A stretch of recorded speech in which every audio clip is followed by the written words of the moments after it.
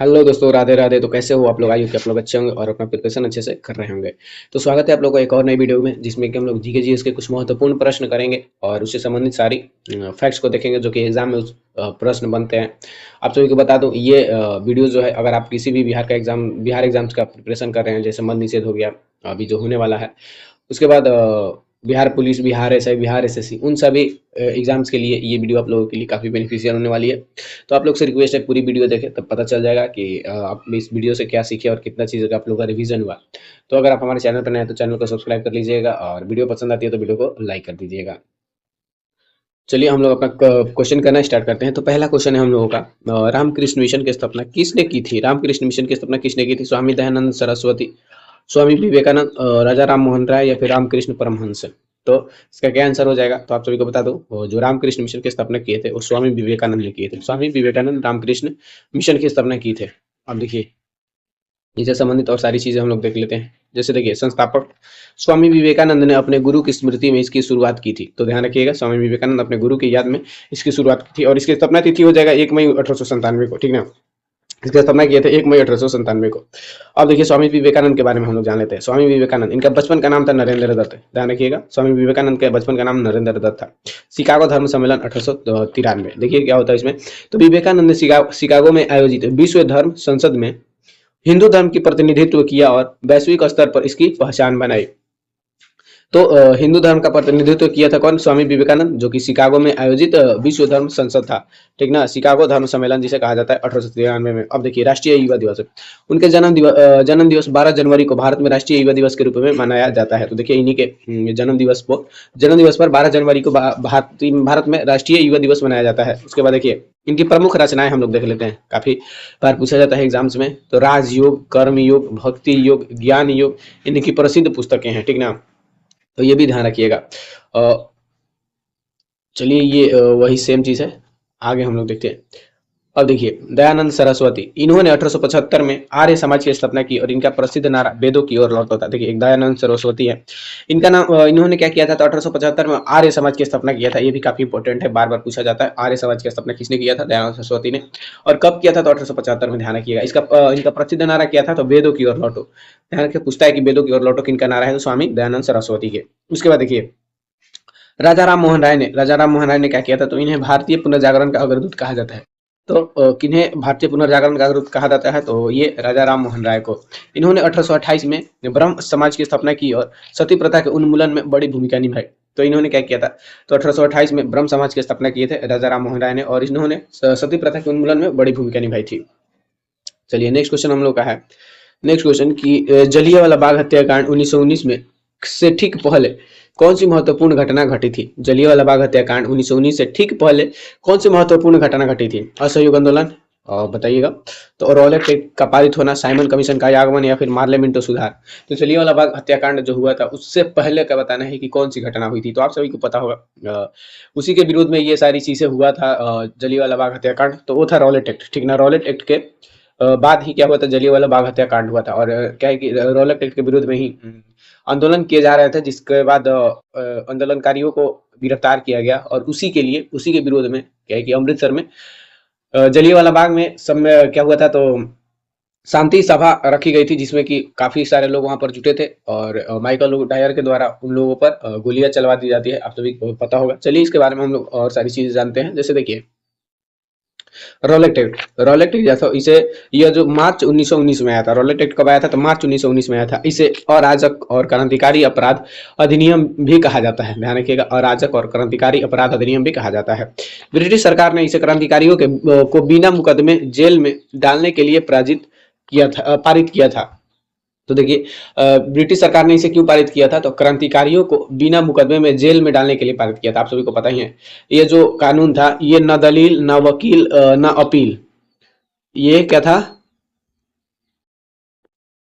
न वकील, न अपील। यानी कि इस कानून को भारतीय ने काला कानून कहा, क्योंकि इसमें गिरफ्तार व्यक्ति को न तो वकील करने की अनुमति थी और न ही वह कहीं अपील कर सकता था। तो इसको भारतीयों ने क्या कहा था? तो काला कानून कहा था, क्योंकि इसमें आप क्या करता था सरकार?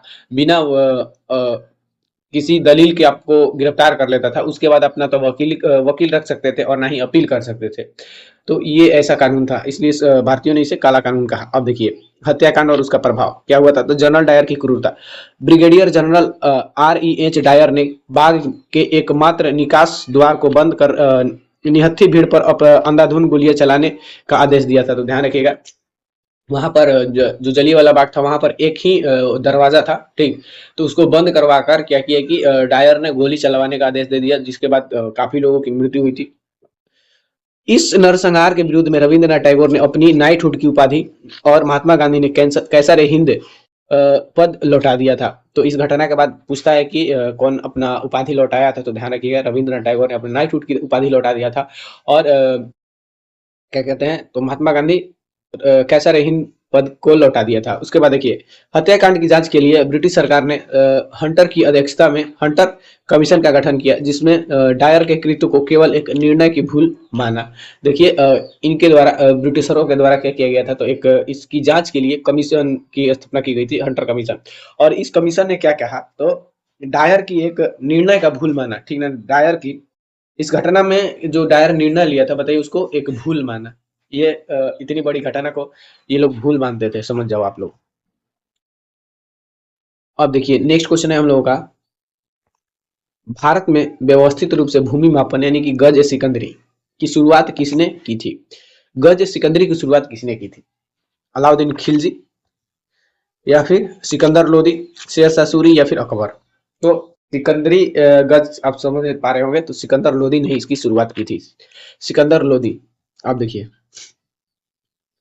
शुरुआत, लोदी वंश के शासक सिकंदर लोदी ने 1889 से 1517 ने खेती योग्य भूमि को मापने के लिए एक मानक पैमाना पेश किया, जिसे गज सिकंदरी कहा। देखिए सिकंदर लोदी जो है कि 14 से 89 से लेकर 1517 तक शासन किया था, और इसी ने क्या किया था, गज सिकंदरी को लाया था। उसके बाद देखिए यह गज आमतौर पर 30 से 32 इंच का होता था। यह गज कितना होता था, तो 30 से 32 इंच का होता था। यह पैमाना इतना प्रभावी था कि आगे चलकर शेर शाह सूरी और अकबर की शुरुआती शासनकाल तक भूमि मापन की आधिकारिक इकाई बना रहा। तो ये आगे चलकर शेर शाह सूरी के भी शासनकाल में ये जो है कि मापने की पैमाना चलता रहा। उसके बाद अकबर के भी शुरुआती शासन में ये वाला पैमाना चलता रहा। उसके बाद देखिए शेर शाह सूरी के समय क्या हुआ कि भूमि मापन के लिए सन की दंडी का प्रयोग और राजस्व व्यवस्था में पट्टा और कबूलियत जैसी महत्वपूर्ण प्रथाएं शुरू की गई। तो देखिए शेर शाह सूरी ने भी क्या किया था, तो भूमि मापन की प्रयोग किया था, जिसे क्या कहा जाता था, सन की दंडी यानी कि रोप सिस्टम। उसके बाद देखिए अकबर ने 1589 में गज सिकंदरी के स्थान पर गज इलाही की शुरुआत की, जो लगभग 33.5 इंच होता था। उसके बाद अकबर क्या करता था, किया था, तो 1589 में गज सिकंदरी के स्थान पर गज इलाही लाता है, जो कि लगभग 33.5 इंच का था, ठीक ना। ये भी आप लोग ध्यान रखिएगा। तो ये सभी भूमि मापने के पैमाने से संबंधित हम लोग सारी चीजें देख रहे हैं, ठीक ना। तो ये क्वेश्चन कुछ भी पूछ सकता है, तो आप लोग इसको अच्छे से ध्यान रखिएगा। अब देखिए सिकंदर लोदी से संबंधित हम लोग फैक्ट देख लेते हैं। जैसे इसने क्या किया था, तो 1504 में आगरा शहर बसाया था और 1506 में इसे अपनी राजधानी बनाई थी। काफी इंपॉर्टेंट सवाल कि क्या है कि आगरा शहर बसाया था और राजधानी बनाया था, तो सिकंदर लोदी। उसके बाद देखिए वे इसी नाम से फारसी में कविताएं लिखे। देखिए गुलरुखी नाम से क्या किया था, तो फारसी कविताएं लिखवाया था, कौन, सिकंदर लोदी। तो ये भी आप लोग ध्यान रखिएगा। चलिए नेक्स्ट क्वेश्चन है हम लोगों का, किस विदेशी यात्री ने यह कहकर भारतीय समाज की आलोचना की थी कि यहाँ दास प्रथा नहीं है, जो कि वास्तव में मौजूद था। तो बताइए कौन सा विदेशी यात्री था जिसने कहा था कि भारत के समाज में दास प्रथा नहीं है, बल्कि वास्तव में था। ऑप्शन ए है मेगास्थनीज, ऑप्शन ए कहाँ गया, ऑप्शन बी, अच्छा ए और बी। ऑप्शन ए है मेगास्थनीज, बी है फयान, और सी है इब्न बतूता, और डी है हेंडसंग। तो देखिए इसका सही आंसर हो जाएगा मेगास्थनीज, ठीक है। सही आंसर हो जाएगा मेगास्थनीज। मेगास्थनीज ने अपने किताबों में मेगास्थनीज का बुक जो आप लोगों को पता होगा, इंडिका, जिसमें बताया था कि भारत में दास प्रथा नहीं था, ठीक ना, जबकि था। चलिए इसके पीछे के कारण आप लोगों को हम बताते हैं। तो अब देखिए मेगास्थनीज ने लिखा कि भारत में दास प्रथा नहीं है, ठीक। अब देखिए वास्तविकता, कौटिल्य यानी चाणक्य के अर्थशास्त्र में स्पष्ट रूपों से दासों के विभिन्न प्रकारों का उल्लेख मिलता है। देखिए जो कौटिल्य का पुस्तक अर्थशास्त्र है, वो भी मेगास्थनीज के समकालीन ही था।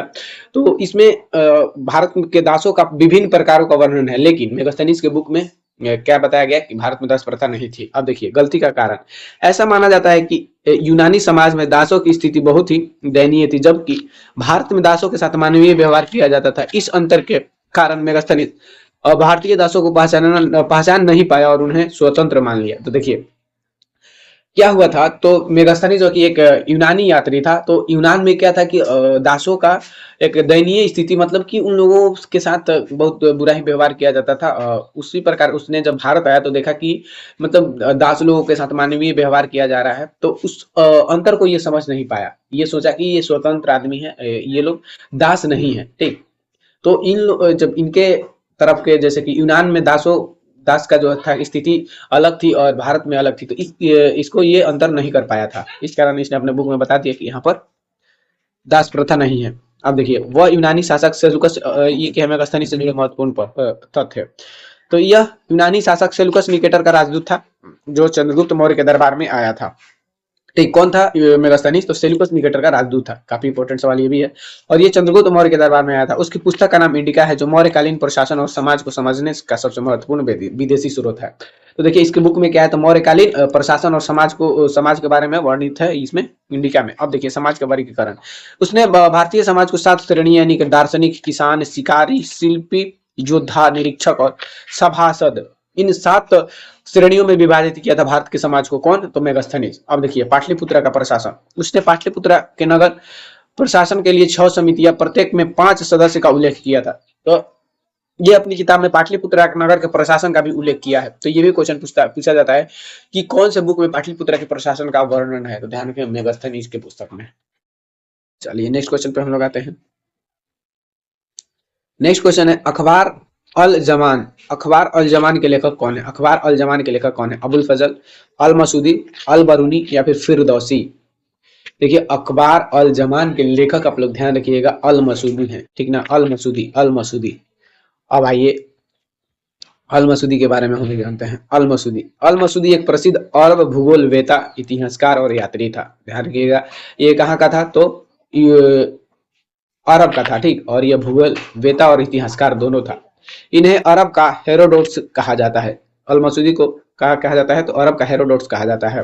भारत में आगमन, यह 915 से 16 ईस्वी में भारत के सिंध और पश्चिमी भारत आए थे, और उस समय उत्तर भारत में प्रतिहार वंश, जिसके शासक महिपाल प्रथम का शासन था। अब देखिए ये अल मसूदी 915-16 ईस्वी में ये क्या हुआ था कि भारत आया था, जो कि भारत के सिंध और पश्चिमी भारत में ये आया था। और उस समय उत्तर भारत में प्रतिहार वंश का क्या था, तो शासन था, जिसके शासक महिपाल प्रथम थे।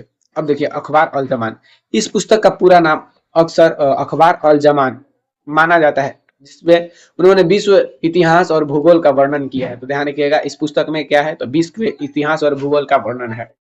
उनकी एक और अत्यंत प्रसिद्ध पुस्तक मरूज उल जहाब है। तो ध्यान रखिएगा अल मसूदी का एक और प्रसिद्ध पुस्तक है मरूज अल जहाब, मरूज अल जहाब। अब देखिए अल मसूदी ने गुर्जर प्रतिहार राजाओं के अलबुजरा और उनके राज्यों को क्या कहा है, तो अल जुज कहा है, जुज्र कहा था। देखिए क्या है कि अल मसूदी गुर्जर प्रतिहार राजाओं को अलबुजरा और उनके राज को अल जुज्र कहा था। ये चीज आप लोग ध्यान रखिएगा। अब देखिए अब हम लोग क्या देखेंगे, तो महत्वपूर्ण मध्यकालीन विदेशी लेखक और उनकी पुस्तकें। अब देखिए जैसे अबुल फजल की पुस्तक का नाम था अकबरनामा, जिसमें कि अकबर की जीवनी का वर्णन था। अबुल फजल के लेखक आप लोग ध्यान रखिएगा, अकबरनामा के लेखक अबुल फजल। अब देखिए सिलसिला उत तवारीख है, सिलसिला उत तवारीख के लेखक जो है सुलेमान। और इसमें पाल और प्रतिहार राजाओं का विवरण है, पाल और प्रतिहार राजाओं का विवरण सिलसिला उत तवारीख में है। उसके बाद देखिए किताब उल यामिन के लेखक कुतबी।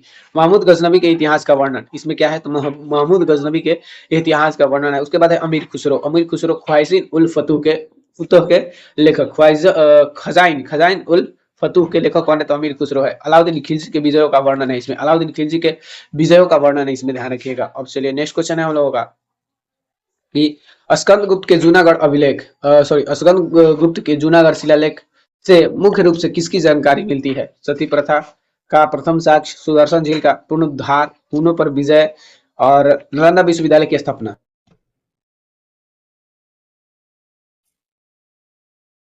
तो बताइए, जो स्कंदगुप्त का जूनागढ़ शिलालेख है उसमें से किसकी जानकारी मिलती है? सती प्रथा की, या सुदर्शन झील की, या फिर हुनों पर पूर्ण विजय की, या नालंदा विश्वविद्यालय की स्थापना की? तो ध्यान रखिएगा, यहाँ से सुदर्शन झील का पुनरुद्धार, यहाँ से सुदर्शन झील के पुनरुद्धार की जानकारी मिलती है। अब देखिए, जूनागढ़ अभिलेख, स्कंदगुप्त का जूनागढ़ अभिलेख। यह जूनागढ़ शहर से लगभग 2 किलोमीटर पूर्व में गिरनार जाने वाले मार्ग पर विशाल शिला पर अंकित है। एक ही शिला पर 3 शासक। यह स्थान ऐतिहासिक रूप से बहुत ही महत्वपूर्ण है, क्योंकि इसी एक विशाल चट्टान पर 3 अलग-अलग काल के शासकों के लेख खुदे हुए हैं। तो देखिए, ये जो जूनागढ़ का शिलालेख है, इस पर 3 राजाओं के अलग अपने शासन के समय का क्या है कि लेख खुदवाए गए हैं। ठीक ना, 3 शासकों ने इस पर लेख खुदवाया है। जैसे देखिए, अशोक, ये मौर्य वंश का था, इसने 14 शिलालेख, इसके 14 शिलालेख यहाँ पर मिलते हैं। ठीक ना, अशोक के कितने? तो 14। उसके बाद रुद्रदामन प्रथम, ये शक शासक था। रुद्रदामन प्रथम कहाँ, कौन सा शासक था? तो ये शक शासक था। और इनका प्रसिद्ध संस्कृत अभिलेख 150 ईस्वी। इसका प्रसिद्ध संस्कृत अभिलेख कौन सा कब खुदवाया गया था? तो 150 ईस्वी में। अब देखिए, स्कंदगुप्त, स्कंदगुप्त जो कि गुप्त वंश के शासक थे, इनका लेख सुदर्शन झील के पुनरुद्धार की जानकारी देता है। तो इन तीनों शासकों का क्या है? तो जूनागढ़ अभिलेख में लेख खुदवाया गया है इनके शासन काल के समय का। तो ये लोग अलग अलग अपनी जानकारी देते हैं। ठीक, तो ये चीज आप लोग ध्यान रखिएगा। अब देखिए, प्राचीन काल में इस क्षेत्र को सौराष्ट्र या कठियावाड़ा कहा जाता था। ध्यान रखिएगा, ये जूनागढ़ जो अभिलेख है, यहाँ के जो क्षेत्र है, इसे प्राचीन काल में सौराष्ट्र या कठियावाड़ा भी कहा जाता था।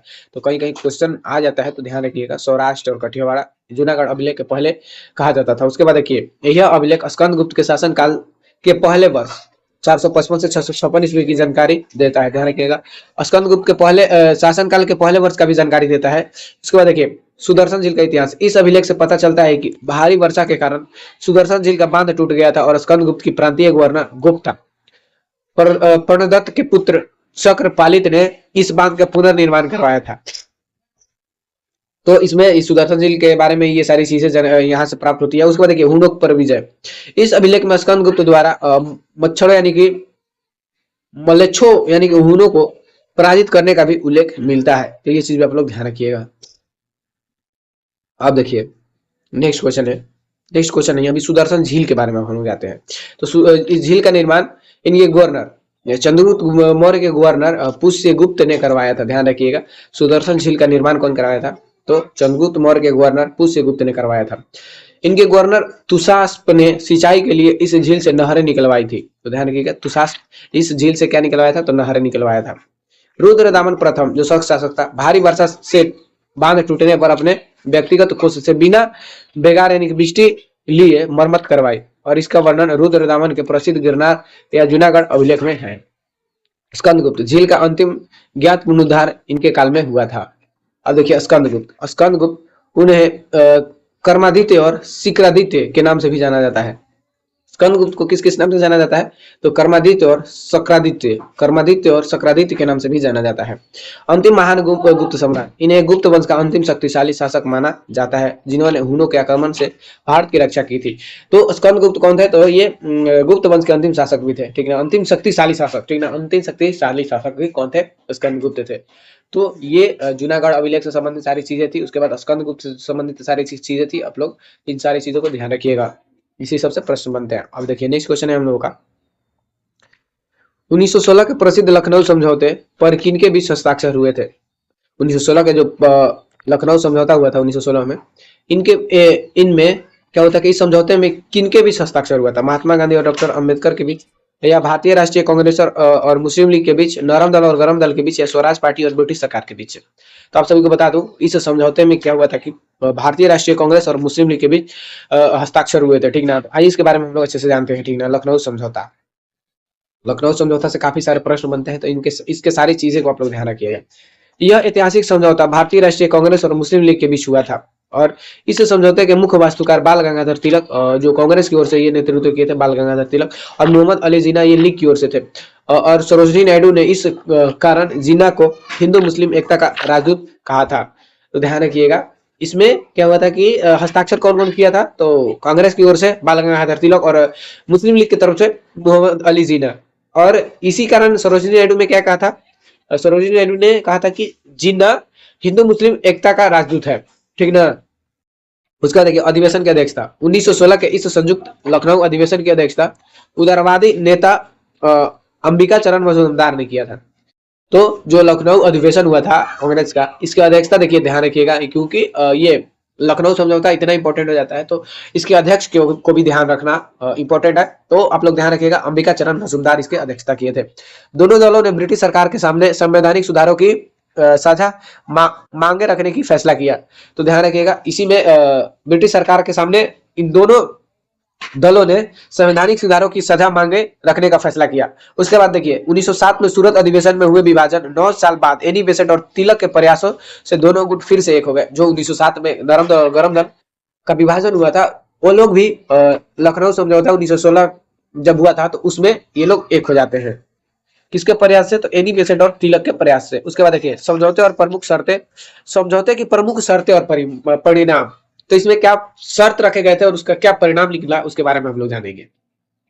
पृथक निर्वाचन मंडल, कांग्रेस ने पहली बार आधिकारिक तौर पर मुसलमानों के लिए अलग निर्वाचन मंडल की मांग को स्वीकार कर लिया और आलोचक इसे भारत के विभाजन का बीज के रूप में देखते हैं। तो देखिए कांग्रेस ने पहली बार क्या किया था, तो मुस्लिमों के लिए अलग निर्वाचन मंडल को स्वीकार किया था, ठीक। तो आलोचकों ने इसे क्या कहा, तो भारत के विभाजन के बीज के रूप में इसे देखते हैं।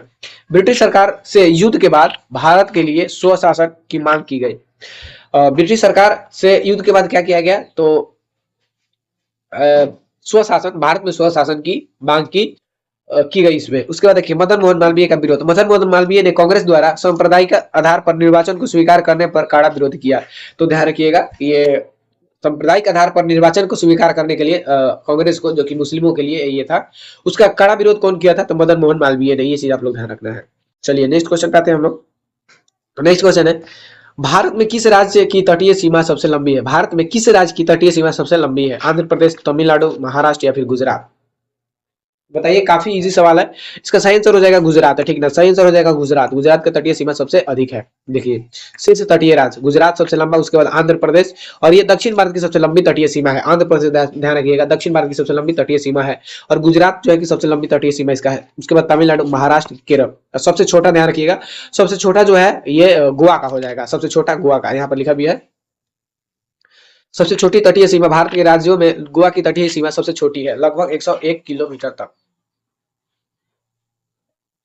उसका देखिए भारत में कुल 9 राज्य समुद्र तट से लगे हुए हैं। गुजरात, महाराष्ट्र, गोवा, कर्नाटक, केरल, तमिलनाडु, आंध्र प्रदेश, उड़ीसा और पश्चिम बंगाल।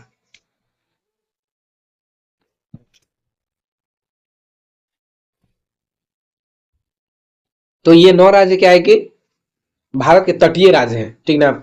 यदि केंद्र शासित प्रदेशों को शामिल किया जाए तो अंडमान निकोबार द्वीप समूह और की तट रेखा गुजरात से भी अधिक लंबी है, लगभग 1962 किलोमीटर तक। देखिए अगर क्या बोल रहा है कि केंद्र शासित प्रदेश की बात की जाए, राज्य और केंद्र शासित प्रदेश मिलाकर, तो अंडमान निकोबार की जो तटीय सीमा है ये सबसे अधिक हो जाएगा, क्योंकि ये तो द्वीप है, ये चारों साइड से पानी से घिरा हुआ है, ठीक ना। तो इस प्रकार आप लोग ध्यान रखिएगा। अब देखिए भारत की मुख्य भूमि की तट रेखा लगभग 5422.6 किलोमीटर है। भारत की मुख्य भूमि की तट रेखा की लंबाई ध्यान रखिएगा 5422.6 किलोमीटर है। यदि अंडमान निकोबार और लक्षद्वीप को भी शामिल लिया जाए तो कुल लंबाई 7516 किलोमीटर हो जाती है। देखिए ये जो भारत की दक्षिणी ये तटीय सीमा है ये कितना है, 5422.6 किलोमीटर है। उसके बाद ये अंडमान निकोबार इधर है और इधर लक्षद्वीप है। तो इन सभी को जब हम ऐड करेंगे तो 7516 किलोमीटर हो जाएगा, ठीक ना। तो ये चीज आप लोग ध्यान रखिएगा। अब देखिए यहाँ पर लिखा है पश्चिमी तटीय मैदान। पश्चिमी तटीय मैदान कौन कौन है? देखिए कठियावाड़ तट, इस गुजरात के तटीय क्षेत्र को क्या कहा जाता है, कठियावाड़ तट। काफी इंपॉर्टेंट चीजें हैं ये, क्योंकि तटों का नाम पूछ लेता है। गुजरात के तट को हम लोग क्या कहते हैं, कर्नाटक के तट को क्या कहते हैं, इस प्रकार आप लोग ध्यान रखिएगा। देखिए उसके बाद कोकण तट है, दमन से गोवा तक के हिस्सा, और महाराष्ट्र और गोवा, यहाँ साल और सागौन के वन पाए जाते हैं। देखिए कोकण तट किसे कहा जाता है, तो दमन से गोवा तक के हिस्सा को क्या कहते हैं हम लोग, जो तटीय क्षेत्र है उसको हम लोग कोकण तट कहते हैं, और यहाँ पर साल और सागौन के वन पाए जाते हैं। अब देखिए कनारी या कन्नड़ तट है। गोवा से मंगलौर जो कर्नाटक में पड़ता है तक का भाग को क्या कनारी या कन्नड़ तट कहा जाता है, ठीक ना, कनारी या कन्नड़ तट, गोवा से मंगलौर तक के तट को। उसके बाद मालाबार तट, मंगलौर से कन्याकुमारी तक के हिस्सा को क्या कहते हैं, मालाबार तट, ठीक ना, मंगलौर से कन्याकुमारी के तटों को कहते हैं हम लोग मालाबार तट। अब देखिए पूर्वी तटीय मैदान उत्कल तट, उड़ीसा के तटीय भाग को उत्कल तट कहा जाता है, ठीक ना, उत्कल तट कहा जाता है। और यहाँ चिल्का झील स्थित है, ठीक ना, भारत के सबसे बड़े खारे पानी का झील यही पर स्थित है, ठीक ना। उसके बाद देखिए उत्तरी सरकार, महानदी और कृष्णा नदी के बीच के तट को उत्तरी सरकार कहा जाता है, महानदी और कृष्णा नदी के बीच के भाग को क्या कहा जाता है, उत्तरी सरकार। उसके बाद देखिए कोरोमंडल तट, कृष्णा नदी से कन्याकुमारी तमिलनाडु तक के हिस्सा को क्या कहते हैं, तो कोरोमंडल। ध्यान रखिए कृष्णा नदी से कन्याकुमारी जो तटीय क्षेत्र है उसे क्या कहते हैं हम लोग, कोरोमंडल तट कहते हैं, ये भी आप लोग ध्यान रखिएगा। चलिए अब नेक्स्ट क्वेश्चन है हम लोगों का, ये प्रसिद्ध वारली पेंटिंग का संबंध किस राज्य से है, प्रसिद्ध वारली पेंटिंग का संबंध किस राज्य से है, महाराष्ट्र, राजस्थान, मध्य प्रदेश या फिर बिहार। देखिए प्रसिद्ध वारली पेंटिंग का संबंध जो है यह महाराष्ट्र से है, ठीक है, महाराष्ट्र से। वारली पेंटिंग का संबंध महाराष्ट्र से है, ध्यान रखिएगा। अब देखिए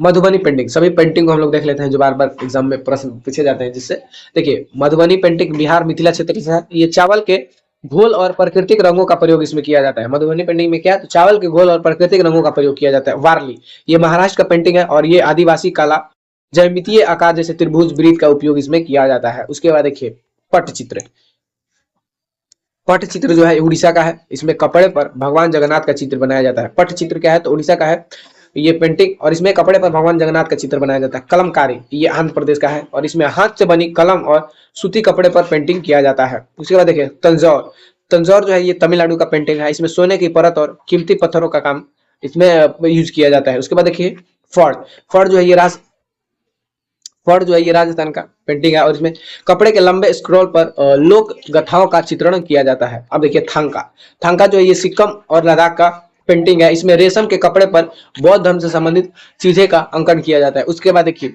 कालीघाट, कालीघाट ये पश्चिम बंगाल का पेंटिंग है और इसमें कोलकाता के काली मंदिर से उद्भव सामाजिक व्यंग का चित्रण किया जाता है। उसके बाद देखिए पिथौरा, पिथौरा गुजरात और मध्य प्रदेश का पेंटिंग है, इसमें दीवारों पर घोड़े का चित्र बनाया जाता है। उसके बाद देखिए गोद, गोद जो है ये मध्य प्रदेश का पेंटिंग है और इसमें बिंदुओं और रेखाओं के बनी बारीक कला है। यह बिंदुओं और रेखाओं से बनी बारीक कला है कौन सा, गोद, जो कि मध्य प्रदेश का पेंटिंग है। तो ये सारी चीज आप लोग ध्यान रखिएगा।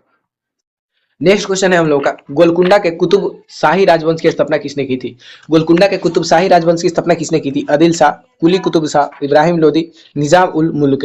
तो गोलकुंडा के कुतुब शाही राजवंश की स्थापना आप सभी को बता दूं कुली कुतुब शाह ने किया था, ठीक है ना, कुली कुतुब शाह ने किया था। अब देखिए संस्थापक सुल्तान कुली कुतुब शाह 1512 ईस्वी में यह बहमनी साम्राज्य के टूटने के बाद अस्तित्व में आए 5 स्वतंत्र राज्य में से एक था। आप सभी को बता दूं बहमनी साम्राज्य के टूटने के बाद जो 5 नए स्वतंत्र राज्य बने थे उसी में से एक ये राज्य भी था, जिसकी स्थापना कौन किया था, तो कुली कुतुब शाह ने किया था। अब देखिए राजधानी इसकी थी शुरुआत में गोलकुंडा और बाद में हैदराबाद को राजधानी इसको बनाया गया। शुरुआत में राजधानी कहाँ था, तो गोलकुंडा और बाद में राजधानी हैदराबाद को बनाया गया। अब देखिए 1591 में इस वंश के 5वें शासक मोहम्मद कुली कुतुब शाह ने हैदराबाद शहर बसाया और प्रसिद्ध चार मीनार का निर्माण करवाया था। देखिए इसी वंश के 5वें शासक जिसका नाम था मोहम्मद कुली कुतुब शाह, मोहम्मद कुली कुतुब शाह, जिसने कि हैदराबाद शहर को बसाया था और वहीं पर चार मीनार का निर्माण भी करवाया था। अब देखिए गोलकुंडा अपने हीरे की खान जैसे कोहिनूर हीरा और भव्य किले के लिए प्रसिद्ध था। गोलकुंडा किसके लिए प्रसिद्ध था, तो हीरे की खान, यहीं पर कोहिनूर हीरा यहीं से प्राप्त हुआ था और ये भव्य किले के लिए प्रसिद्ध था गोलकुंडा। अब देखिए अंत 1687 ईस्वी में मुगल सम्राट औरंगजेब ने गोलकुंडा को मुगल साम्राज्य में मिला लिया था। देखिए 1687 में मुगल सम्राट कौन था, औरंगजेब गोलकुंडा को मुगल साम्राज्य में मिलाया था 1687 में, ध्यान रखिएगा। चलिए नेक्स्ट क्वेश्चन है हम लोगों का, 1975 में घोषित राष्ट्रीय आपातकाल के समय भारत के प्रधानमंत्री कौन थे। जब 1975 में राष्ट्रीय आपातकाल की घोषणा हुई थी तो उस समय प्रधानमंत्री भारत के कौन थे, मोरारजी देसाई, लाल बहादुर शास्त्री, इंदिरा गांधी या फिर राजीव गांधी।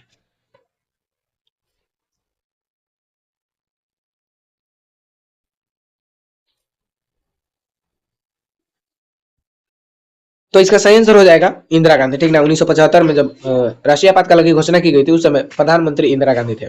अब देखिए 1975 के आपातकाल से संबंधित सारी चीजें हम लोग देखते हैं। राष्ट्रीय आपातकाल यह 25 जून 1975 से 21 मार्च 1977 तक लागू था, ठीक ना।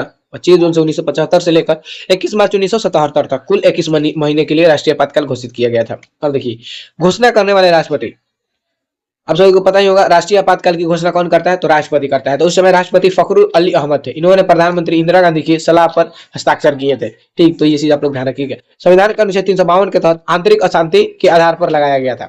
तो ये आपातकाल किस आधार पर लगाया गया था, तो आंतरिक अशांति के आधार पर लगाया गया था, अनुच्छेद 352 के तहत। इलाहाबाद उच्च न्यायालय द्वारा इंदिरा गांधी का निर्वाचन रद्द करना और जेपी नारायण का संपूर्ण क्रांति आंदोलन। अब देखिए, इसका कारण क्या था, तो कारण ध्यान रखिएगा, इलाहाबाद उच्च न्यायालय द्वारा बताया गया था इंदिरा गांधी की निर्वाचन रद्द करना और जेपी नारायण का संपूर्ण क्रांति आंदोलन इसका कारण माना जाता है। ठीक ना। इसके बाद 44वें संविधान संशोधन 1978 द्वारा आंतरिक अशांति शब्द को हटाकर सशस्त्र विद्रोह जोड़ा गया। ध्यान रखिएगा, इसके बाद क्या हुआ था 1978 में, तो 44वें संविधान संशोधन किया गया था। ठीक ना, जिसमें कि आंतरिक अशांति शब्द जो था, आंतरिक अशांति शब्द उसको हटाकर सशस्त्र विद्रोह किया गया। ठीक ना, सशस्त्र विद्रोह किया गया। तो ये चीज आप लोग ध्यान रखिएगा। अब चलिए नेक्स्ट क्वेश्चन है हम लोग का, भारतीय संविधान में समानता के अधिकार के अंतर्गत कुल कितने अनुच्छेद आते हैं। समानता के अधिकार के अंतर्गत बताना है कि कितने अनुच्छेद आते हैं। ठीक, मौलिक अधिकार से संबंधित है, आप लोग बताइएगा। 4 अनुच्छेद है, 5 है या फिर 6 या फिर 3। तो समानता का अधिकार शुरू में ही है, पहला मौलिक अधिकार। इसमें कितने अनुच्छेद आते हैं आप सभी को बता दूं, 14 से लेकर 18 तक आता है। तो कितने हो जाएंगे, 5। ठीक ना, 5 अनुच्छेद हो जाएंगे। देखिए, अब 5वां अनुच्छेद को हम लोग देखते हैं। अनुच्छेद 14, विधि के समक्ष समानता।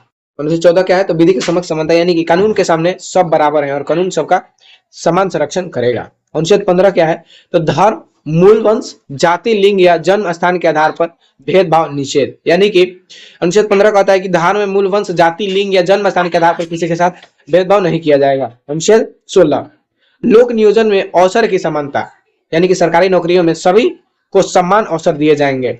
ठीक, तो लोक नियोजन का अवसर किसमें है, तो अनुच्छेद 16 में। अनुच्छेद 17, अस्पृश्यता का अंत, यानी कि छुआछूत को समाप्त किया गया और इसका अभ्यास दंडनीय अपराध है, बताया गया। ठीक, अनुच्छेद 17 क्या है, तो अस्पृश्यता का अंत, यानी कि छुआछूत की समाप्ति। अनुच्छेद 18 में है उपाधियों का अंत, यानी कि सेना और शिक्षा संबंधी सम्मानों को छोड़कर अन्य सभी राजकीय उपाधि पर रोक, यानी कि आप किसी भी प्रकार की उपाधि नहीं रख सकते हैं। यह मौलिक अधिकार भाग 3 के अंतर्गत आता है। यह मौलिक अधिकार भाग 3 के अंतर्गत आता है, ध्यान रखिएगा।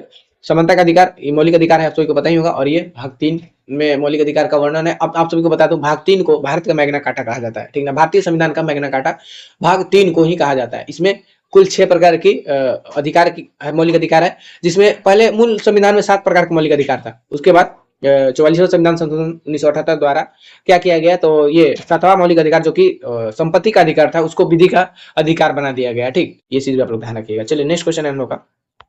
नेक्स्ट क्वेश्चन, दिल्ली सल्तनत का वह प्रथम शासक कौन था जिसने सुल्तान की वैधानिक उपाधि धारण की थी।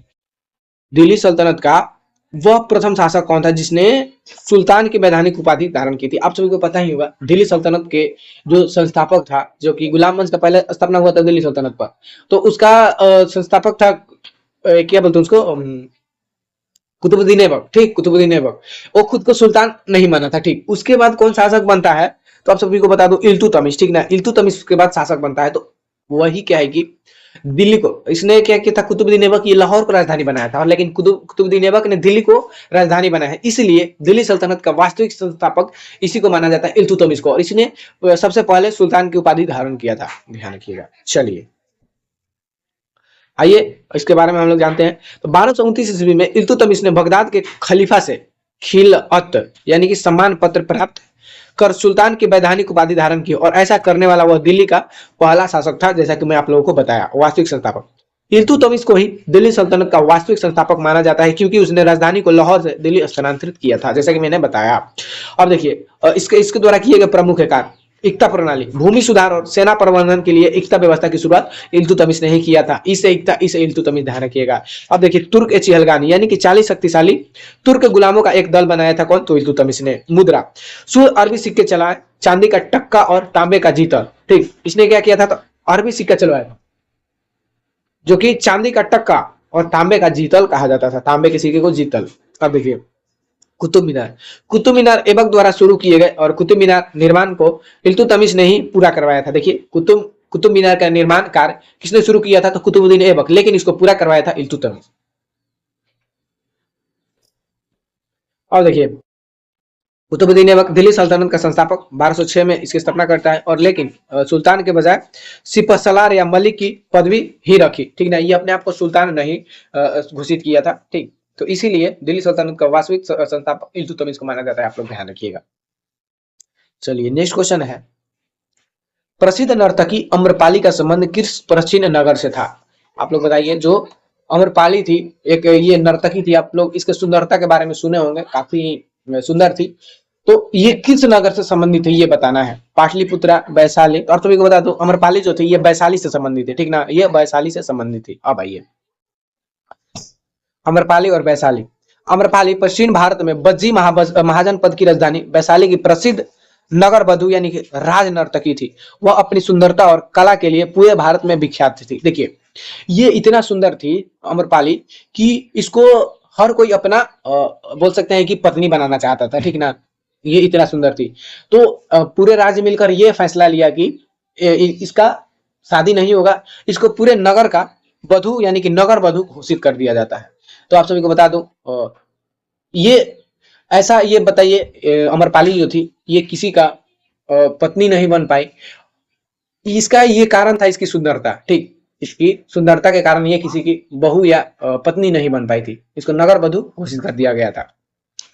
अब देखिए भगवान बुद्ध के उपदेशों से प्रभावित होकर अमरपाली ने बौद्ध धर्म अपना लिया था, और वह बुद्ध को अपने यहाँ भोजन पर आमंत्रित करने वाली पहली महिला शिष्याओं में से एक थी। तो ये बुद्ध के उपदेशों से प्रभावित होकर क्या किया था, तो बौद्ध धर्म को अपना लिया था।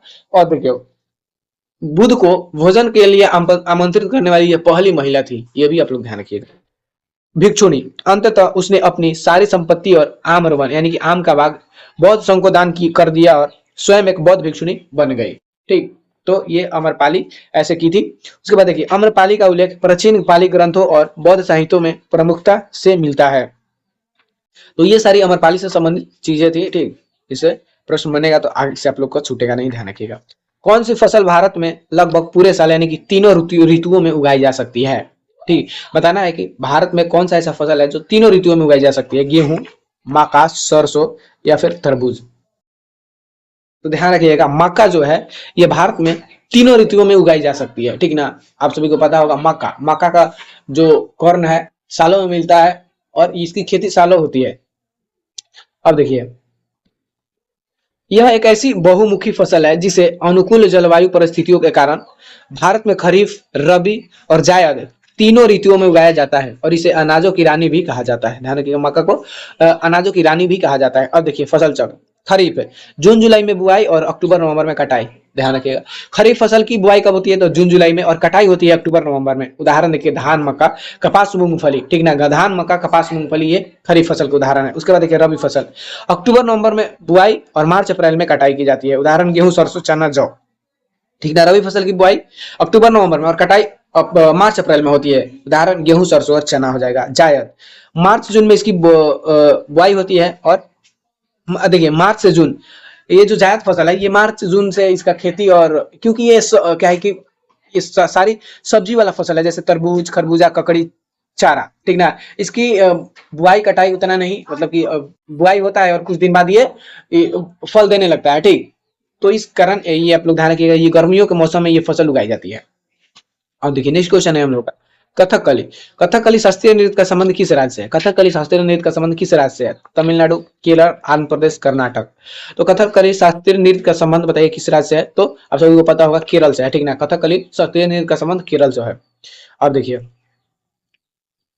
कथकली केरल, यह अपनी भव्य वेशभूषा, भारी मेकअप और चेहरे का हाव भाव के लिए प्रसिद्ध है। इसमें कलाकार बिना बोले सिर्फ अपनी आंखों और हाथों की मुद्राओं से कहानी यानी कि कथा सुनाते हैं। तो देखिए कथकली जो नृत्य है इसमें भव्य वेशभूषा धारण किया जाता है, जैसे कि मेकअप पर चेहरे पर भारी मेकअप किया जाता है, और जब ये नृत्य की जाती है तो चेहरे यानी कि आंखों से और हाथों से किसी कथा को प्रेजेंट किया जाता है, इशारों में इसमें, ठीक ना। आंखों और हाथों से कथा को प्रेजेंट किया जाता है बिना बोले। और इसमें लाल रंग बुराई का और हरा रंग अच्छाई का प्रतीक माना जाता है, ठीक ना। इसमें क्या होता है, लाल रंग बुराई का और हरा रंग अच्छाई का प्रतीक माना जाता है। अब देखिए अन्य राज्यों के शास्त्रीय नृत्य हम लोग देखते हैं। अन्य राज्य के शास्त्रीय नृत्य उत्तर प्रदेश के कथक, उड़ीसा के ओडिसी है। उत्तर प्रदेश के कथक, उड़ीसा के उड़ीसी, असम के सत्रिया, यह सबसे नवीन शास्त्रीय नृत्य है। ध्यान रखिएगा, सत्रिया जो है ये सबसे नवीन शास्त्रीय नृत्य है। मणिपुर का मणिपुरी है, मणिपुर का मणिपुरी है। केरल का जो है कि मोहिनीअट्टम है। केरल का हाँ, केरल का दो शास्त्रीय नृत्य है, कथकली और मोहिनीअट्टम, ठीक ना। और यह केवल महिलाओं द्वारा किया जाता है। मोहिनीअट्टम केवल महिलाओं द्वारा किया जाता है, ध्यान रखिएगा। तमिलनाडु, यहाँ का शास्त्रीय नृत्य भरतनाट्यम है, जो भारत का सबसे पुराना शास्त्रीय नृत्य है, माना जाता है। तो ध्यान रखिएगा, भारत का सबसे पुराना शास्त्रीय नृत्य कौन है, तो भरतनाट्यम है, जो कि तमिलनाडु का शास्त्रीय नृत्य है। आंध्र प्रदेश, यहाँ एक प्रमुख नृत्य कुचिपुड़ी है। आंध्र प्रदेश का जो लोक शास्त्रीय नृत्य है कुचिपुड़ी है। कर्नाटक, यहाँ प्रसिद्ध लोक नृत्य यक्षगान, यानी कि कर्नाटक का जो शास्त्रीय नृत्य है यक्षगान है। हालांकि यह शास्त्रीय नृत्य के श्रेणी में नहीं आता है, अक्सर पूछा जाता है। सॉरी, यक्षगान जो है ये शास्त्रीय नृत्य नहीं है, ध्यान रखिएगा। यक्षगान शास्त्रीय नृत्य नहीं है, ये लोक नृत्य है कर्नाटक का। नेक्स्ट क्वेश्चन है, उस्ताद वसीफुद्दीन डागर, उस्ताद वसीफुद्दीन डागर जो है ये किस शास्त्रीय गायन शैली से संबंधित है। उसके बाद ऑप्शन है ध्रुपद, ख्याल, ठुमरी या फिर टप्पा। तो बताना है उस्ताद वसीफुद्दीन डागर किस शास्त्रीय गायन से संबंधित है। तो ये जो है ध्रुपद शैली से संबंधित है, ध्रुपद शैली से। आप देखिए, उस्ताद वसीफुद्दीन डागर और ध्रुपद। ध्रुपद शैली यह भारतीय शास्त्रीय संगीत का सबसे प्राचीन और शुद्ध गायन शैली मानी जाती है। इसमें मुख्य रूप से भक्ति और वीर रस की प्रधानता है। ध्यान रखिएगा, भारत के सबसे प्राचीन शास्त्रीय संगीत शैली कौन है, तो ध्रुपद शैली है। डागर घराना, उस्ताद वसीफुद्दीन डागर प्रसिद्ध डागर घराने के प्रतिनिधि हैं और उनके परिवार ने ध्रुपद गायकी को 20 से अधिक पीढ़ियों से जीवित रखा है। ध्यान रखिएगा, जो डागर घराना था यही कहते हैं कि ध्रुपद शैली से संबंधित है और इनके 20 से अधिक पीढ़ियों ने इस संगीत शैली को जीवित रखा था। पुरस्कार, उन्हें उनकी कला के लिए भारत सरकार द्वारा पद्मश्री 2010 में से सम्मानित किया जा चुका है। तो उनकी कला के लिए इनको पद्मश्री कब मिला था, तो 2010 में। ये चीज भी आप लोग ध्यान रखिएगा। अब देखिए, अन्य और जो विकल्प हैं जैसे ख्याल, ख्याल जो शैली है यह आधुनिक युग की सबसे लोकप्रिय गायन शैली है। इसके प्रमुख घराने ग्वालियर, किराना और आगरा घराना इससे संबंधित है। ख्याल शैली यह आधुनिक युग की सबसे लोकप्रिय गायन शैली है, ध्यान रखिएगा। और इसके घराना ग्वालियर, किराना और आगरा। उसके बाद ऑप्शन सी में है ठुमरी, और ये अर्ध शास्त्रीय संगीत शैली है, ठीक ना। ठुमरी क्या है, अर्ध शास्त्रीय संगीत शैली है। इसमें भाव प्रधान होते हैं। बनारस घराना और गिरजा देवी इससे संबंधित प्रसिद्ध नाम है। बनारस घराना ठुमरी से संबंधित है और गिरजा देवी, ध्यान रखिएगा, ये भी ठुमरी गायन शैली से संबंधित है। टप्पा देखिए, यह पंजाब के ऊंट चालकों के गीतों से विकसित हुई शैली है जिसमें तानों की बहुत तेज प्रयोग होता है। तो ध्यान रखिएगा, टप्पा ये गुजरात का गीतों का शैली है और इसमें ऊंट चालकों द्वारा यह विकसित हुई थी। अब चलिए नेक्स्ट क्वेश्चन है हम लोगों का, कपास की किस प्रकार की फसल का उदाहरण है। कपास किस प्रकार की फसल का उदाहरण है, खरीफ, रबी, जायद या फिर नकदी। ध्यान रखिएगा, कपास जो है ये खरीफ फसल का उदाहरण है। कपास खरीफ फसल का उदाहरण है।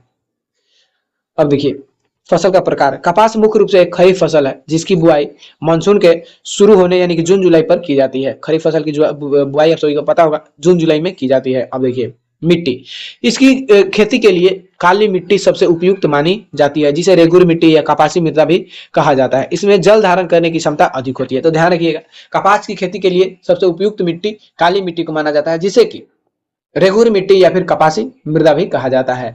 अब देखिए, जलवायु, कपास को उगाने के लिए उच्च तापमान और कम से कम 210 पाला रहित दिन और खिली हुई धूप की आवश्यकता होती है। तो देखिए, इसकी खेती के लिए जलवायु कैसी होनी चाहिए, तो तापमान उच्च होनी चाहिए। क्या होता है कि 20 से 30 डिग्री का तापमान होना चाहिए। उसके बाद कम से कम 210 पाला रहित दिन, यानी कि जो ठंडी का दिन होता है 210 दिन पाला रहित दिन होना चाहिए और खिली हुई धूप की आवश्यकता होती है। नकदी फसल, कपास एक महत्वपूर्ण नकदी फसल भी है जिसे सफेद सोना कहा जाता है, क्योंकि यह किसानों और उद्योगों के लिए आय का बड़ा स्रोत है।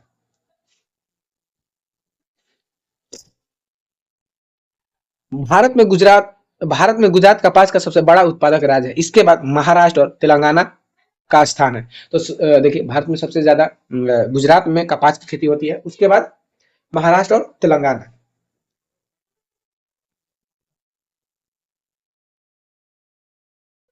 नेक्स्ट क्वेश्चन, आंख के सबसे सामने वाले पारदर्शी भाग को क्या कहा जाता है? आंख के सबसे सामने वाले पारदर्शी भाग को क्या कहा जाता है? पुतली, परितारिका, कार्निया या फिर रेटिना? तो बताइए, जो आंख का पारदर्शी भाग होता है उसको क्या कहा जाता है? तो आप लोग को बता दो, कर्निया इसको कहा जाता है, कर्निया। आप देखिए, मानव नेत्र, कर्निया जिसे स्वच्छ मंडल भी कहा जाता है, यह आंखों का सबसे बाहरी पारदर्शी भाग है और यह आंखों में प्रवेश करने वाली प्रकाश की किरणों का अधिकांश अपवर्तन इसी भाग द्वारा होता है। देखिए, कर्निया क्या करता है, तो यह आंख का पारदर्शी भाग है और आंख में प्रवेश होने वाले प्रकाश के किरण का जो अपवर्तन होता है इसी भाग द्वारा होता है। ठीक। अब देखिए, नेत्रदान, नेत्रदान के समय आंख का यही भाग यानी कि कर्निया का दान किया जाता है। ठीक ना, काफी इंपॉर्टेंट सवाल पूछता है कि नेत्रदान में किसका प्रयोग किया जाता है? तो कर्निया का। ठीक, तो यह आंख में जाने वाली प्रकाशों का नियंत्रण करता है, ये भी ध्यान रखिएगा। परितारिका, यह आंखों का रंगीन भाग है जो पुतली के आकार को नियंत्रित करता है कि आंख में कितना प्रकाश प्रवेश करेगा। परितारिका क्या है? तो यह आंख का रंगीन भाग इसी को कहा जाता है और यह पुतली के आकार को नियंत्रित करता है कि आंख में कितनी प्रकाश प्रवेश करेगा। ठीक ना, जैसे कि क्या होता है कि आंख, जब आप अंधेरे में जाइएगा तो आपकी आंख क्या होगा, आपकी आंख का जो क्या कहता है, पुतली है, ये उभर जाएगा और जब आप आइएगा प्रकाश में तो आपकी आंख की पुतली क्या होता है, ये सिकुड़ जाता है। ठीक, तो इसका नियंत्रण कौन करता है? परितारिका करता है। ये चीज आप लोग ध्यान रखिएगा। पुतली, पुतली क्या है? तो यह आंख के बीच का काला छिद्र है, अंधेरे में यह बड़ी हो जाती है और तेज रोशनी में छोटी हो जाती है।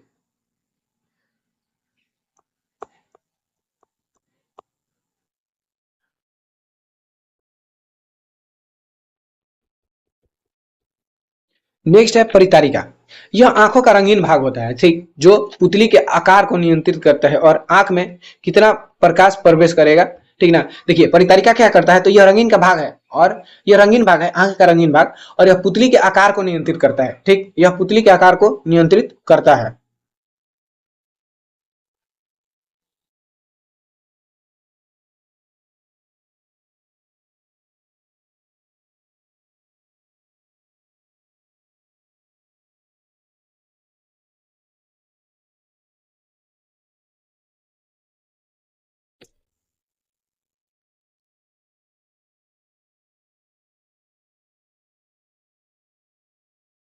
नेक्स्ट है परितारिका, यह आंखों का रंगीन भाग जो पुतली के आकार को नियंत्रित करता है और आंख में कितना प्रकाश प्रवेश करेगा। देखिए, यह परितारिका जो है आंख का रंगीन भाग होता है जो पुतली के आकार को नियंत्रित करता है। यानी कि देखिए, अभी हम लोग पढ़ेंगे यहाँ पर पुतली, पुतली क्या है, तो यह आंखों के बीच का काला छिद्र है। ठीक, और इसमें अंधेरों में यह बड़ा हो जाता है और तेज रोशनी में यह छोटी हो जाता है। ठीक ना, क्या होता है, तो पुतली जब आप तेज रोशनी में जाइएगा तो ये छोटा हो जाता है और अंधेरे में जाएगा तो ये बड़ा हो जाता है। यानी कि जब अंधेरे में जाइएगा तो आपको ज्यादा प्रकाश की आवश्यकता होती है। ठीक, तो इस कारण ये बड़ा हो जाता है और इसका नियंत्रण कौन करता है, तो परितारिका करता है। उसके बाद देखिए रेटिना, रेटिना या दृष्टि पटल, यह आंख की का पर्दा है जहां वस्तु का प्रतिबिंब बनता है। यह क्या है, आंख का पर्दा है जहां वस्तु का प्रतिबिंब बनता है। प्रतिबिंब की प्रकृति, रेटिना पर बनने वाला प्रतिबिंब हमेशा वास्तविक और उल्टा होता है। ध्यान रखिएगा, रेटिना पर बनने वाला प्रतिबिंब कैसा होता है, हमेशा वास्तविक और उल्टा होता है। ठीक ना, उसके बाद देखिए छड़ और शंकु क्या है, तो रेटिना में रॉड यानी कि कोशिकाएं मंद प्रकाश अंधेरे के लिए और कोण कोशिकाएं रंगों की पहचान के लिए जिम्मेदार होता है। देखिए रॉड क्या होता है, रेटिना में जो रॉड होता है ये अंधेरे के लिए यानी अंधेरे में देखने के लिए जिम्मेवार होता है और कोण जो होता है ये रंगों की पहचान के लिए जिम्मेवार होता है। ठीक ना, कोण रंगों की पहचान के लिए जिम्मेवार होता है और रॉड अंधेरे में और चीजों को देखने के लिए जिम्मेवार होता है। अब देखिए नेक्स्ट क्वेश्चन है,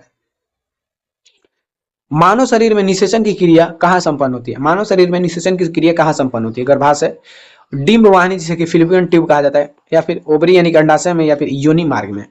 तो ध्यान रखिएगा, जो मानव शरीर में निषेचन की क्रिया होती है ये डिंब वाहिनी नली में होती है। ठीक ना, डिंब वाहिनी नली में होती है यानी कि फेलोपियन ट्यूब में होता है। अब देखिए निषेचन और प्रजनन। निषेचन, जब पुरुष का शुक्राणु और महिलाओं का अंडाणु आपस में मिलते हैं तो उसे निषेचन कहते हैं। ठीक, जब पुरुष का शुक्राणु और महिलाओं का अंडाणु मिलते हैं तो उसे क्या कहा जाता है, तो निषेचन कहा जाता है। और यह प्रक्रिया फिलोपियन ट्यूब के एम्पुला वाले भाग में होती है। कहां पर होती है? तो फेलोपियन ट्यूब के एम्पुला वाले भाग में होती है, ठीक ना, निषेचन क्रिया युग्मनज से। निषेचन के बाद बनने वाली पहली कोशिका को जाइगोट यानी कि युग्मनज कहते हैं, ठीक ना। निषेचन के बाद बनने वाली पहली कोशिका को क्या कहा जाता है? जाइगोट यानी कि युग्मनज कहा जाता है। उसके बाद देखिए, अब देखिए गर्भाशय में क्या होता है? तो निषेचन के बाद जाइगोट विकसित होकर गर्भाशय की दीवार से चिपक जाता है और शिशु का पूरा विकास यही होता है और इसे बच्चेदानी भी कहा जाता है। ध्यान रखिएगा, गर्भाशय क्या है? तो जाइगोट जो निषेचन के बाद पहला कोशिका बनता है, उसका विकास कहां पर होता है? तो गर्भाशय में होता है, ठीक ना। और शिशु का पूरा विकास भी यही होता है और इसे बच्चेदानी भी कहा जाता है। और देखिए अंडाशय, यहाँ अंडाणुओं का निर्माण होता है और यहीं से मुख्य मादा हार्मोन एस्ट्रोजन और प्रोजेस्टेरोन निकलते हैं, ठीक ना। अंडाशय में क्या होता है? तो अंडाणु का यहीं पे निर्माण होता है और मादा हार्मोन एस्ट्रोजन और प्रोजेस्टेरोन यहीं से निकलते हैं। योनि मार्ग, यह जन्म नहर के रूप में कार्य करता है, यानी कि शिशु का जन्म इसी मार्ग यानी कि योनि मार्ग से होता है। अब देखिए नेक्स्ट क्वेश्चन है हम लोगों का, सूक्ष्म जीव मृत पौधों पर क्रिया करके किसका उत्पादन करते हैं? सूक्ष्म जीव हैं जो मृत पौधे पर क्रिया करके किसका उत्पादन करते हैं? रेत, ह्यूमरस, मशरूम, ह्यूमस या लकड़ी। तो देखिए सूक्ष्म जीव हैं, ये मृत पौधों पर क्रिया करके ह्यूमस का उत्पादन करते हैं, ह्यूमस का उत्पादन करते हैं। आइए कैसे? तो देखिए ह्यूमस का निर्माण सूक्ष्म जीव जैसे कि बैक्टीरिया और कवक, सूक्ष्म जीव को होते हैं तो बैक्टीरिया और कवक, ये मृत पौधों और जानवरों के अवशेषों को विघटित करते हैं और इस अपघटन प्रक्रिया के परिणाम स्वरूप एक गहरे भूरे काले रंग का जैविक पदार्थ बनता है जिसे कि ह्यूमस कहा जाता है, ठीक ना। ह्यूमस क्या है? तो जो सूक्ष्म जीव बैक्टीरिया और कवक होते हैं, ये जानवरों और पेड़ पौधे के अवशेषों को विघटित करते हैं और इस अपघटन के परिणाम स्वरूप एक गहरे भूरे और काले रंग का क्या बनता है? जैविक पदार्थ बनता है जिसे ह्यूमस कहा जाता है। अपघटक, वे सूक्ष्म जीव जो मृत कार्बनिक पदार्थों को ह्यूमस में बदलते हैं उसे क्या कहा जाता है? अपघटक कहा जाता है। यानी कि ये जो सभी सूक्ष्म बैक्टीरिया और कवक है, इन्हें अपघटक कहा जाता है। मृदा की उर्वरता, ह्यूमस मिट्टी के लिए बहुत महत्वपूर्ण है क्योंकि यह पोषक तत्व, खनिज और विटामिन से भरपूर होता है। यह मिट्टी की संरचना में सुधार करता है और उसकी जल धारण क्षमता को बढ़ाता है। पर्यावरण की सफाई, ये सूक्ष्म जीव हानिकारक और बदबूदार मृत पदार्थों को विघटित करके पर्यावरण को साफ रखने और पोषक तत्वों के चक्र को बनाए रखने में मदद करते हैं। ये सारी चीज आप लोग ध्यान रखिएगा। नेक्स्ट क्वेश्चन है हम लोगों का, एमआरआई स्कैनर में शरीर की इमेज लेने के लिए मुख्य रूप से किस बल क्षेत्र का उपयोग होता है? एमआरआई जो स्कैनर होता है, इसमें शरीर की इमेज लेने के लिए किस बल या क्षेत्र का उपयोग किया जाता है? गुरुत्वाकर्षण बल या चुंबकीय क्षेत्र या घर्षण बल या फिर विद्युत बल? तो देखिए इसमें जो है कि चुंबकीय क्षेत्र का उपयोग किया जाता है, ठीक ना। एमआरआई स्कैनर में चुंबकीय क्षेत्र का उपयोग किया जाता है। अब देखिए पूरा नाम, एमआरआई का पूरा नाम देखिए, एमआरआई का मतलब होता है मैग्नेटिक रेजोनेंस इमेजिंग। क्या होता है? Magnetic resonance imaging. कार्य करने का सिद्धांत, हमारा शरीर लगभग 70% पानी से बना है। हम लोग के शरीर में कितना पानी होता है? तो 70% होता है, जिसमें हाइड्रोजन परमाणु प्रचुर मात्रा में होते हैं। एमआरआई मशीन का शक्तिशाली चुंबकीय क्षेत्र शरीर के इन हाइड्रोजन परमाणुओं यानी कि प्रोटॉन को एक दिशा में व्यवस्थित कर देता है। इसके बाद रेडियो तरंगों का उपयोग किया जाता है जिससे ये परमाणु ऊर्जा सोखते हैं और फिर सिग्नल छोड़ते हैं जिन्हें कंप्यूटर इमेज में बदल देता है। तो ऐसे एमआरआई द्वारा इमेज क्रिएट किया जाता है, ठीक ना। आई होप कि आप लोग समझ पा रहे होंगे, ठीक। विकिरण रहित, सीटी स्कैन और एक्सरे के विपरीत एमआरआई में हानिकारक विकिरण का उपयोग नहीं होता है, इसलिए यह अधिक सुरक्षित माना जाता है। तो ध्यान रखिएगा, एमआरआई में जो है कि विकिरण का प्रयोग नहीं किया जाता है, ठीक ना, क्योंकि यह हानिकारक होता है। जैसे सीटी स्कैन और एक्सरे में विकिरण का ही प्रयोग किया जाता है। उपयोग, इसका उपयोग विशेष रूप से मस्तिष्क, रीढ़ की हड्डी, मांसपेशियों और शरीर के कोमल ऊतकों की जांच के लिए किया जाता है।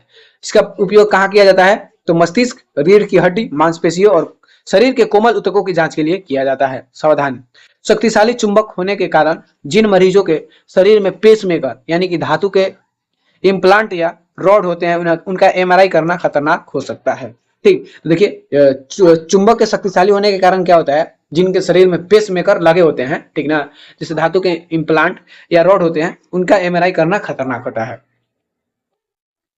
नेक्स्ट क्वेश्चन हम लोग का है कि हीलियम गैस की परमाणुकता क्या होती है? हीलियम गैस की परमाणुकता क्या होती है? एक परमाणुक, द्विपरमाणुक या त्रिपरमाणुक या फिर बहुपरमाणु? तो ध्यान रखिएगा, हीलियम गैस एक परमाणुक होता है, ठीक ना। हीलियम गैस एक परमाणु होता है। आइए कैसे होता है आप लोग को बताते हैं, ठीक ना। तो देखिए किसी तत्व के एक अणु में मौजूद परमाणुओं की कुल संख्या को उसकी परमाणुकता कहते हैं। क्या कहते हैं? तो किसी तत्व के एक अणु में मौजूद जितने भी परमाणु की संख्या है उसको ही परमाणुकता कहते हैं। जैसे देखिए हीलियम और अन्य उत्कृष्ट गैस, आप लोग उत्कृष्ट गैस जो आप लोगों को पता होगा, वर्ग 18 के सभी तत्वों को क्या कहा जाता है? उत्कृष्ट गैस कहा जाता है। जैसे हीलियम, नियोन और आर्गन जैसी उत्कृष्ट गैस है, रासायनिक रूप से निष्क्रिय होती है। इसके अणु में केवल एक ही परमाणु होता है, इसलिए इन्हें एक परमाणु कहा जाता है। अब देखिए द्विपरमाणु क्या होता है? तो वे तत्व जिनके अणु में दो परमाणु होते हैं, जैसे ऑक्सीजन, हाइड्रोजन, नाइट्रोजन, ये क्या है? तो द्विपरमाणु है, ठीक ना। तो ये परमाणु के आधार पर परमाणुकता निकाला जाता है, ठीक ना। तो अक्रिय गैस जितने भी हैं उनके अणु में कितने परमाणु होते हैं? तो एक होते हैं। उसके बाद ऑक्सीजन, नाइट्रोजन और हाइड्रोजन में दो परमाणु होते हैं, तो ये द्विपरमाणु है। उसके बाद देखिए त्रिपरमाणु, जैसे ओजोन, ओजोन का जो सूत्र होता है वो थोड़ी, ये इसमें 3 परमाणु है तो इसे त्रिपरमाणु कहा जाता है, बहुपरमाणु। जैसे फास्फोरस P4 और सल्फर 8, यानी कि जब 3 से ज्यादा परमाणु इसमें होते हैं उसे बहुपरमाणु कहा जाता है। आवर्त सारणी के समूह 18 के सभी तत्व क्या है? एक परमाणु होते हैं। ये चीज आप लोग ध्यान रखिएगा। चलिए नेक्स्ट क्वेश्चन हम लोग का, किस कोशिकांग को कोशिका का पावर हाउस कहा जाता है? किस कोशिकांग को कोशिका का पावर हाउस कहा जाता है? लाइसोसोम, राइबोसोम, माइटोकॉन्ड्रिया या फिर गोल्जिका? तो देखिए पावर हाउस की बात हो रही है, तो पावर हाउस जो है ये माइटोकॉन्ड्रिया है। पावर हाउस माइटोकॉन्ड्रिया है। माइटोकॉन्ड्रिया कोशिका का पावर हाउस, यह भोजन यानी कि ग्लूकोज के ऑक्सीकरण द्वारा ऊर्जा उत्पन्न करता है। यह भोजन को क्या करता है? ऑक्सीकरण द्वारा ऊर्जा उत्पन्न करता है, और यह एटीपी यानी कि एडेनोसिन ट्राइफॉस्फेट के रूप में संचित होता है, और इसका अपना स्वयं का डीएनए और राइबोसोम होता है। इसका अपना डीएनए और राइबोसोम होता है, लाइसोसोम। इसमें शक्तिशाली पाचक एंजाइम होता है। देखिए जैसे माइटोकॉन्ड्रिया कोशिका का अंग है, वैसे ही लाइसोसोम, राइबोसोम, गोल्जिका, ये सभी कोशिका के अंग है। तो माइटोकॉन्ड्रिया क्या होता है? ऊर्जा का निर्माण करता है, एटीपी के रूप में ऊर्जा का निर्माण करता है माइटोकॉन्ड्रिया। उसके बाद लाइसोसोम क्या करता है? यह एक पाचक एंजाइम होता है जो कि कोशिका के अपशिष्ट पदार्थों को हटाने में मदद करता है, और यह कोशिका क्षतिग्रस्त हो जाती है तो ये एंजाइम कोशिका के घटकों को भी विघटित कर देता है। यानी कि मान लो शरीर के जैसे ये शरीर में क्या करता है? तो पाचक एंजाइम की तरह काम करता है, शरीर के अपशिष्ट पदार्थों को हटाने में ये मदद करता है। अब देखिए राइबोसोम, ये प्रोटीन की फैक्ट्री, यानी कि कोशिका में प्रोटीन संश्लेषण का कार्य करता है, और यह सबसे छोटा कोशिकांग है। राइबोसोम क्या है? तो सबसे छोटी का कोशिकांग है, और यह प्रोटीन का संश्लेषण करता है कोशिका में। उसके बाद देखिए गोल्जिका, यह कोशिका में पदार्थों के परिवहन, पैकेजिंग और संशोधनों का कार्य करता है। यानी कि कोशिका के अंदर जितने भी खनिज पदार्थ होते हैं, पोषक तत्व, इसका परिवहन कौन करता है? तो गोल्जिका करता है। ये चीज आप लोग ध्यान रखिएगा, गोल्जिका। अब देखिए केंद्रक, केंद्रक भी क्या है? आपको पता ही होगा, इसे कोशिका का मस्तिष्क कहा जाता है, क्योंकि यह कोशिका की गतिविधियों का नियंत्रित करता है। ठीक, केंद्रक क्या करता है? तो कोशिका के सभी गतिविधियों का नियंत्रित करता है, इसलिए इसे कोशिका का मस्तिष्क कहा जाता है। क्लोरोप्लास्ट, इसे कोशिका का रसोई कहा जाता है, जहां प्रकाश संश्लेषण द्वारा भोजन बनता है। इसे केवल पादप कोशिका में होता है। क्लोरोप्लास्ट जो होता है ये केवल पादप कोशिका में पाया जाता है, और इसे कोशिका का रसोई घर भी कहा जाता है। ध्यान रखिएगा, कोशिका का रसोई घर भी इसे कहा जाता है। तो ये इंपॉर्टेंट कोशिकांग थे जिससे कि प्रश्न बनते हैं, आप लोग ध्यान रखिएगा। तो हम आज के लिए इतना ही हम लोग रहने देते हैं। ठीक, तो आई होप कि आप लोग को वीडियो पसंद आई होगी। तो वीडियो पसंद आई तो वीडियो को लाइक कर दीजिए, चैनल पर नए तो चैनल को सब्सक्राइब करना ना भूलें। ठीक, तो चलिए मिलते हैं नेक्स्ट वीडियो में, तब तक के लिए अपना ध्यान रखिए और पढ़ाई अच्छे से करते रहिए।